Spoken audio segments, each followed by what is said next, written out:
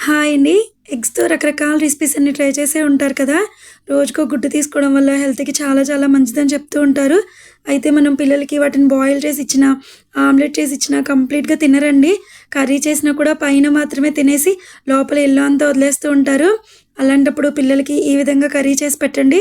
చాలా ఇష్టంగా తింటారు. వాళ్ళకి ఫుల్ ఎగ్ అంతా ఇచ్చిన ఫీలింగ్ అయితే ఉంటుంది. ఎందుకంటే ఇది చిన్న చిన్న పీసెస్‌లా కట్ చేయడం వల్ల పన్నీర్‌లా అనిపిస్తుంది. వాళ్ళు తినడానికి కూడా ఇంట్రెస్ట్ చూపిస్తారనమాట. టేస్ట్ కూడా చాలా చాలా బావుంటుంది. ఇది ప్రిపరేషన్ కూడా ఈజీయేనండి. మనం పిల్లలకి లంచ్ బాక్స్‌లో కూడా చేసి ఇచ్చేయొచ్చు. చాలా బావుంటుంది. దీన్ని ఓన్లీ రైస్‌తోనే కాకుండా చపాతీ, పరోటా దేనితో అయినా తీసుకోవచ్చండి. టేస్ట్ అయితే చాలా చాలా బావుంటుంది. మీరు కూడా ఒక్కసారి ట్రై చేయండి. దీనికోసం మనకు కావాల్సిన ఎగ్స్‌ని తీసుకొని వాటిలో సాల్ట్, కారం ఏసుకొని, బీట్ చేసుకొని, బాయిల్ చేసుకొని చిన్న చిన్న పీసెస్‌గా కట్ చేసి పక్కన పెట్టుకోవాలండి. తర్వాత దీన్ని ఉల్లిపాయ, పచ్చిమిర్చి, టమాటో అన్నీ ఏసుకొని కర్రీ ప్రిపేర్ చేసేసుకో